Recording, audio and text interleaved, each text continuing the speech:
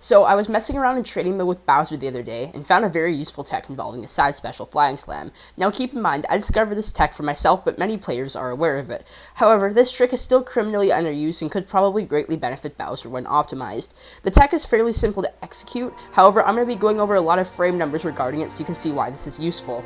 For those of you who don't know, Flying Slam is a command grab that is active on frame 8 on the ground and frame 17 in the air.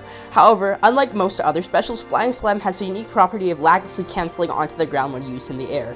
What I mean by this is that if you land before the animation of Flying Slam ends, the animation stops and then you can act almost immediately after. I say almost because you will still experience 6 frames of hard landing lag, but you'll be able to do whatever you want right after. Not only is this a fantastic mix-up, but it also sets up a very scary frame trap.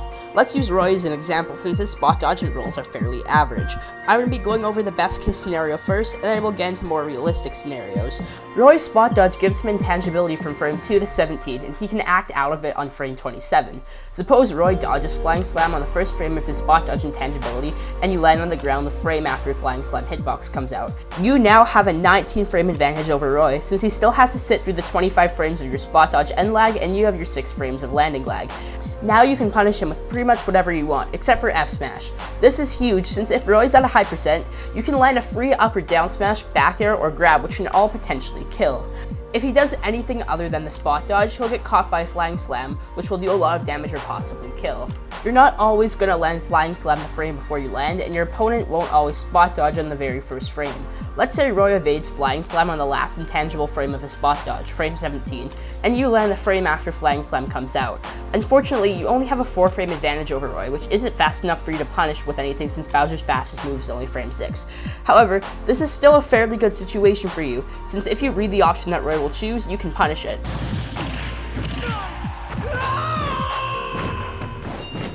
If you think he'll jump or shield, you can grab him. If you read another spot dodge, you can throw out an F tilt, back air, grab, or an F smash if you want to make a really hard read. If you think he'll roll, just read the direction and go for a grab.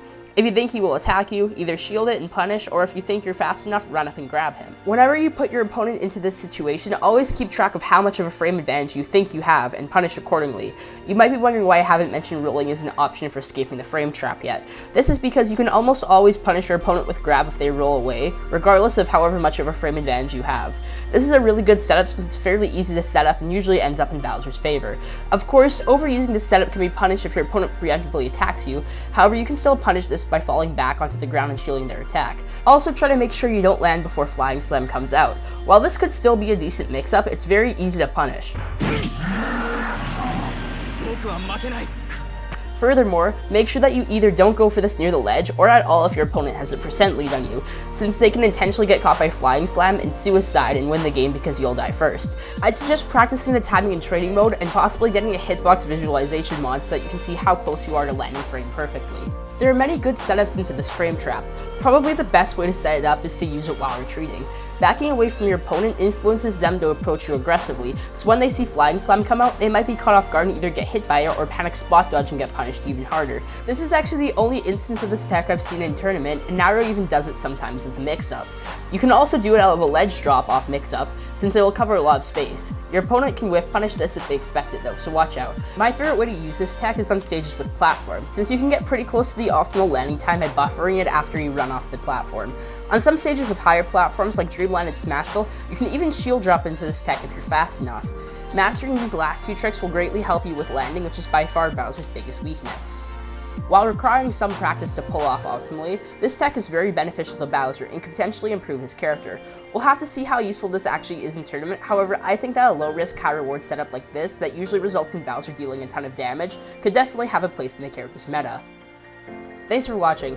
If you enjoyed the video, be sure to like and subscribe. I'll get back to Pac-Man videos shortly. In fact, I have 2 in the works right now. Let me know in the comments if you have any other video ideas. Until then, I'll see you all next time.